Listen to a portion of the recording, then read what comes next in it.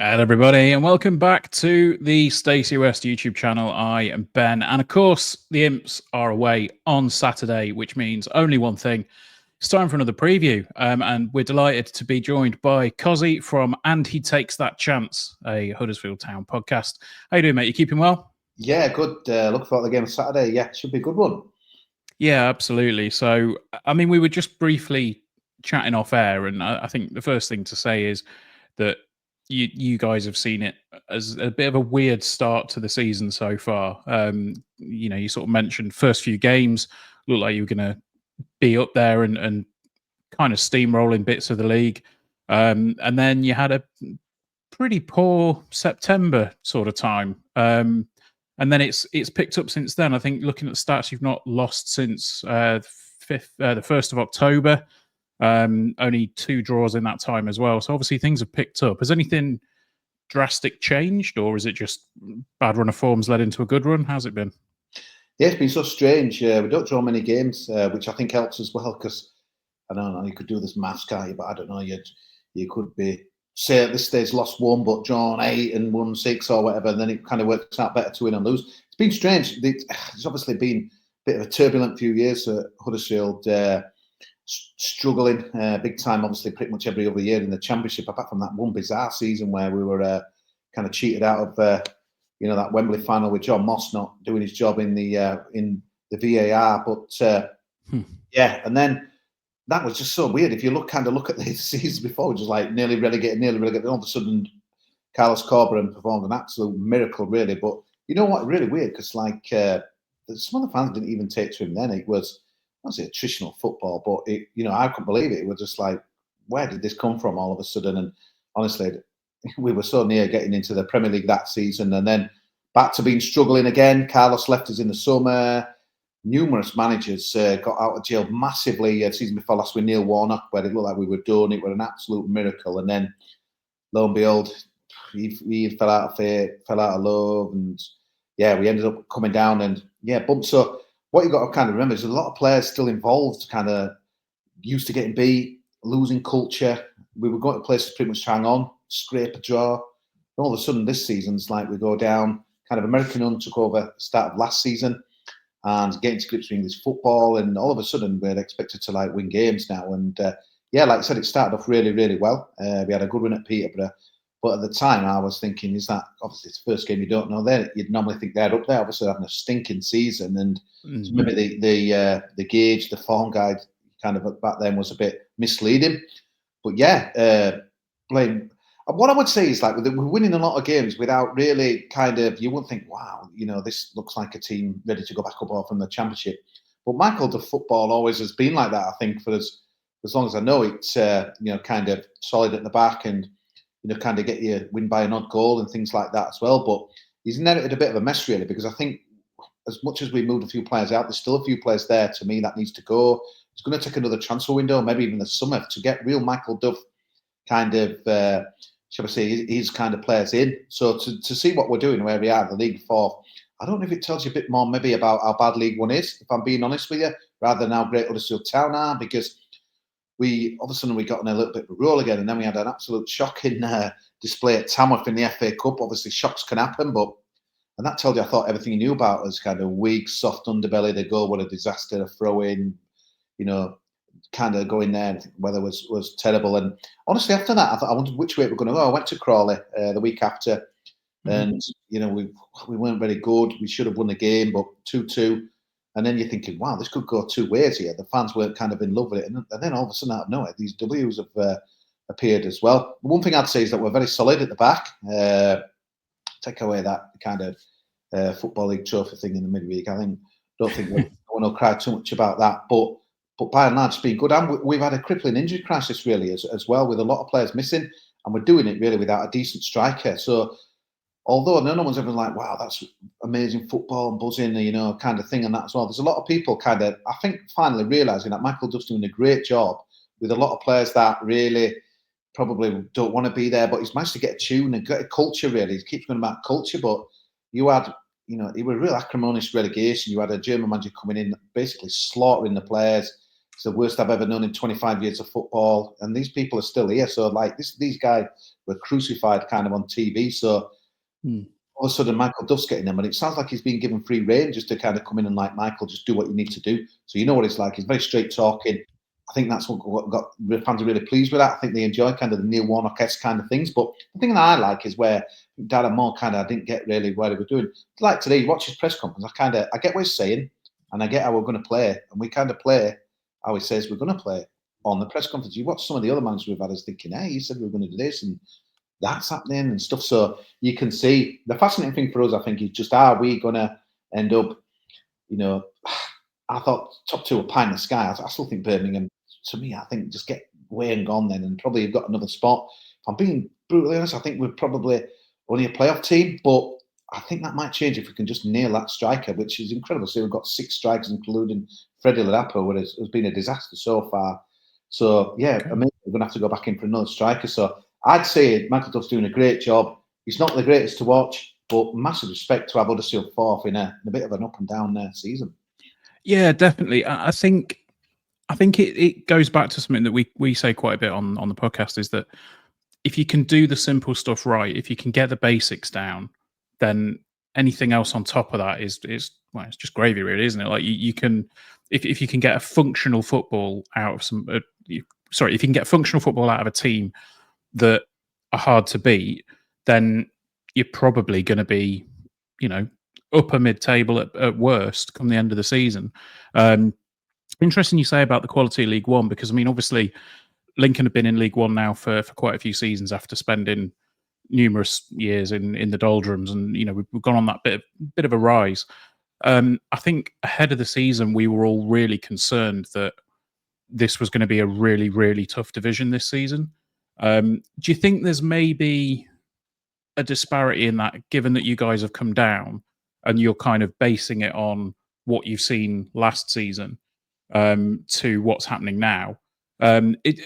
Because I think I can see what you mean, in that the quality might not be quite where you thought it was, but for a team that's kind of been in and around it, and we've not had the benefit of the Championship experience behind us, it probably speaks, sounds almost like we're speaking two different languages when we get to that point, because you're looking at it going, we think it's going to be really difficult this season, and obviously you guys are going, oh, maybe it's not quite as good as it was. How is it?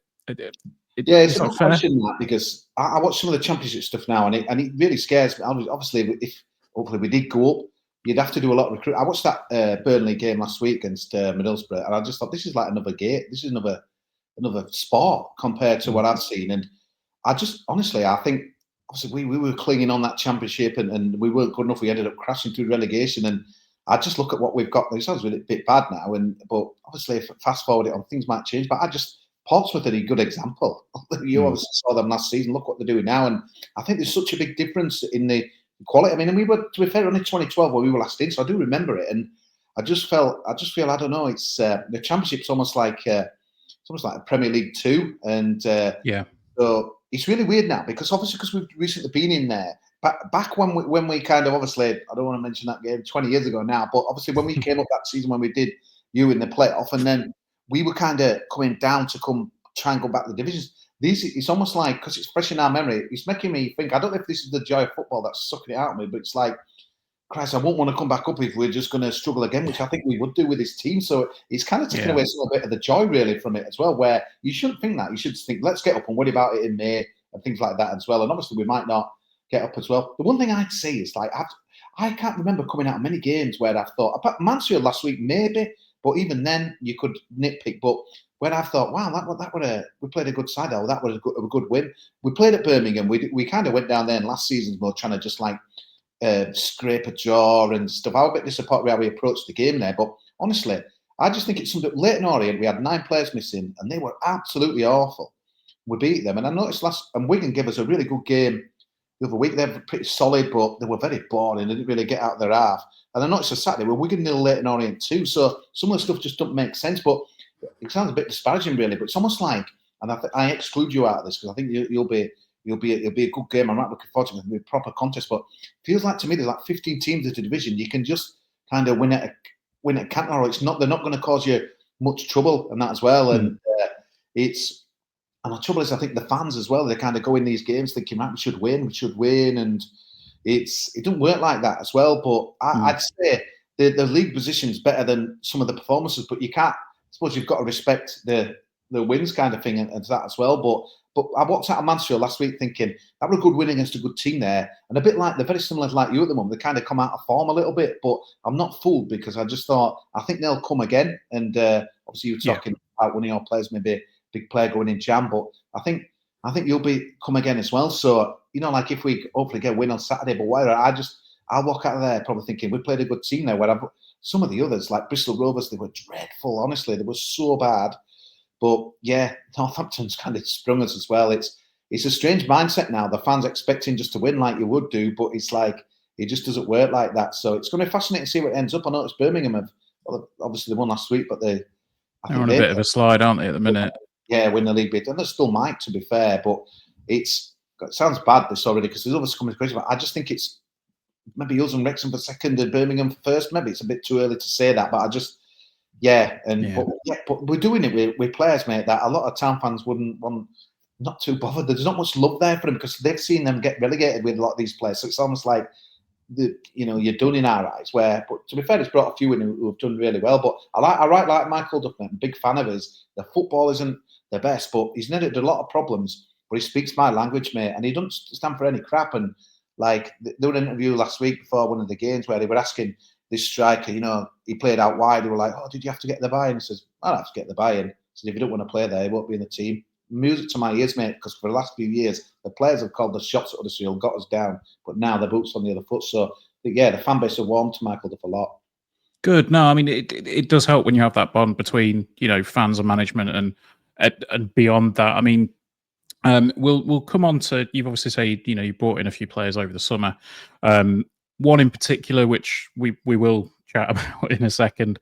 But I mean, looking through it, I mean, there were some names that stood out. You mentioned Freddie Ladapo. We also where are we? Also had Herbie Kane come in. A name that would be kind of recognisable. And then the big two, I suppose, were probably Anthony Evans from Bristol Rovers, and particularly for ourselves, one of our crown jewels from last season, Lass Sorensen, coming over to you. So how much of an impact have the new guys made? And then obviously let's talk about Lass a little bit as well.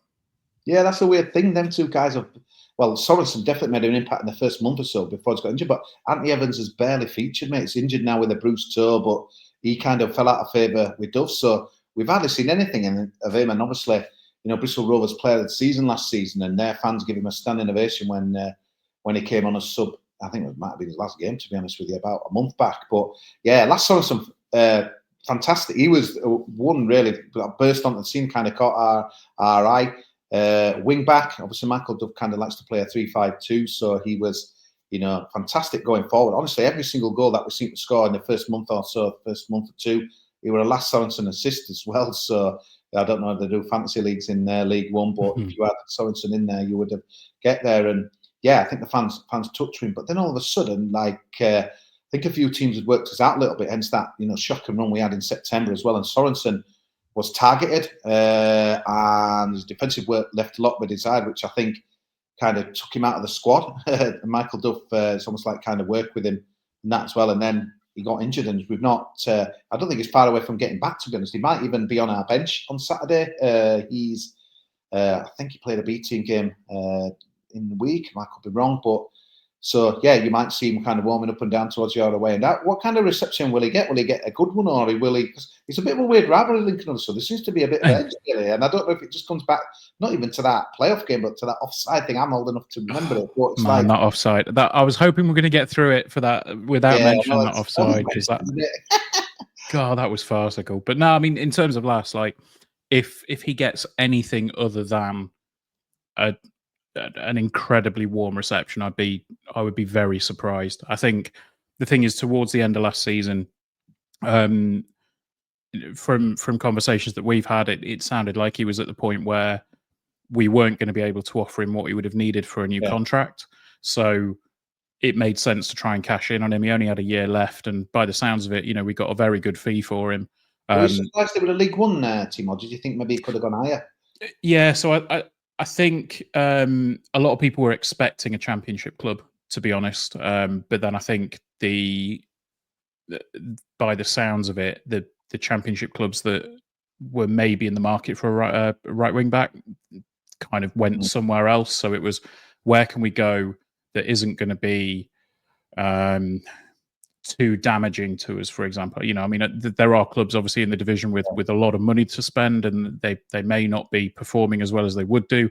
For example, I don't think the reception probably wouldn't have been as good, or we probably would have felt a little bit more bitter about it if he'd gone to Peterborough, for example, or somewhere like that. But I think, for the rumoured fee that was paid, I think it was a fantastic bit of business from the club, and it's a good move for Lass, because I don't think it'll be too long before he'll be back in the Championship. Well, in the Championship.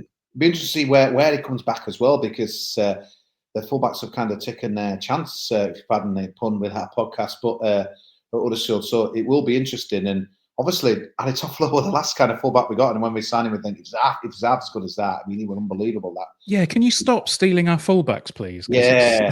I'm trying to think of who else. I think you might have had Nat Brownie with Adam on him. I'm trying to think of any other players. Yeah, I mean, there, but so I think, I think ultimately, it was probably a good move for Lass, and it was definitely a good move for the football club. And I think it kind of started to show about the business model that we're looking to try and do, which is bringing in a player cheap and then sell them on for a decent amount. So, definitely a good signing.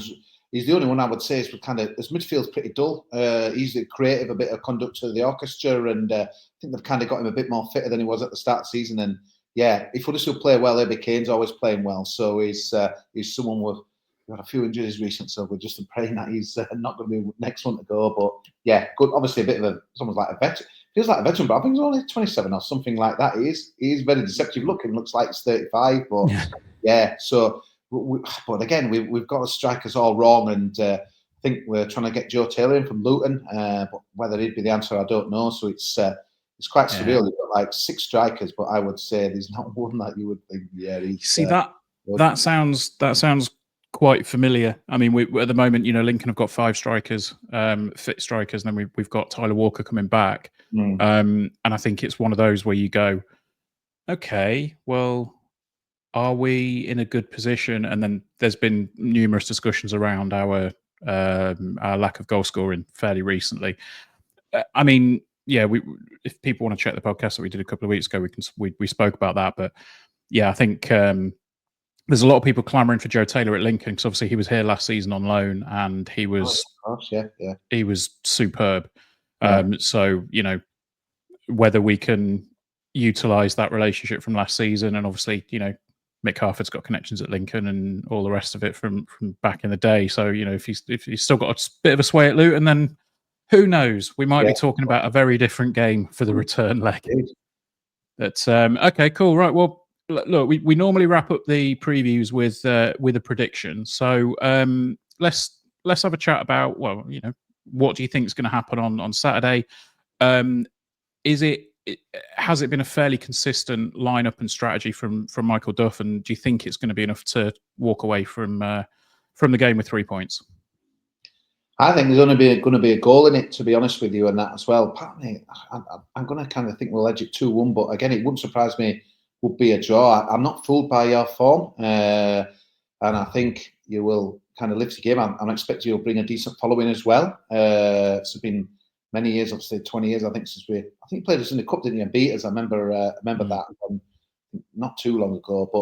But no, it'd be interesting. I think it's really weird. I think the word is trust at the moment, and even though it was only like the Virtu Trophy, I think honestly, I'm not too fussed. I'm more gutted that we lost Jonathan Ogg, a midfielder who's going to be out for 6 weeks now. In the warm-up, that about sums it up at the moment. But I think, I'd like to think that, we can kind of carry on this winning run, but I think maybe it'll come to an end soon. But I mean, I suppose turn it around to you. How do you think you'll come to win, or what will your approach be as well? Because I think we're not a gung-ho team where it's kind of pretty passive build-up and, play through midfield and kind of trying to get it out wide as well. But sometimes we kind of don't take the onus really in that as well. We look at what the opposition, and sometimes the opposition team has kind of played into our hands. So what will your approach be? Will yours be just keep it tight and nick something, or no? Will you have a go? What will it be?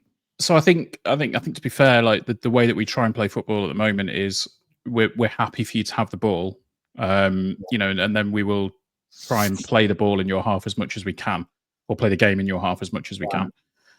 So I mean, you look at our possession stats over the course of the season. Most of the games we've ended up with far less possession than the opposition. So, but at the same time, the possession in the right areas has been quite high. It's just we're playing good football at the moment. Well, we have been playing some good football. It's just the final action, the final ball in the league at the minute just seems to not quite be dropping. But there were signs of improvement in the Virtue Trophy game. We played Morecambe on Tuesday night. It's really hard to glean anything from the Charlton game because it was in the middle of the storm. It was just horrendously windy. But yeah, I mean, I'm like when the other week. Sorry, what Rotherham defeated later. We got. I think if you want to ever feel like you need to see somebody getting very angry, if you go back and watch our podcast from after the Rotherham game, it was pure thuggery. You know, you don't really expect much from Evans, but that was a horrendous game. I mean, Adam Jackson just got assaulted so much so that I think he's broken his eye socket, and the referee didn't even give a free kick for it. So yeah, it wasn't the best of games. But yeah, I was really disappointed with Rotherham, to be fair. But you know, as long as we can expect a decent enough game on Saturday, I'm going to go with a somewhat hopeful 1-1 draw on Saturday. Yeah, I'm going to call that, you know, but yeah, it wouldn't surprise me. Yeah. So yeah, I mean, look, hopefully it'll be a decent game. Everyone can enjoy it. I think we're taking a decent following away as well. So should be a good one. Look, if you want to, you take 30 seconds or so to, you know, give yourself a little plug, let people know where they can find you and the rest of the podcast gang. We'll so we do a chance. Yeah, we've got a couple of podcasts. We've got a drive-in and kind of a preview show, and then a review show that normally goes out on Monday. It's on X at Takes That Chance. We couldn't get and on it, so it's at Takes That Chance, and yeah, takesthatchance.com as well, just on the internet as well. So yeah, we've been going since the second season of Premier League, which seems like about 500 years ago, but yeah, you just this is football, man. Ups and downs. There we go. Absolutely. Well, look, Kosi, thanks for joining me, mate. Really do appreciate it. And let's hope that we don't have any controversial calls, whether it's an offside, whether it's a penalty, or whatever it's going to be at the weekend, and we have a decent game. So cheers, man. Great stuff. No worries. Right. Until next time, guys. Up the Imps. Lincoln City are the team, the race is their name. Since the bank is their home ground and football is their game. So come and cheer them on, you lads, support them all the way. Oh,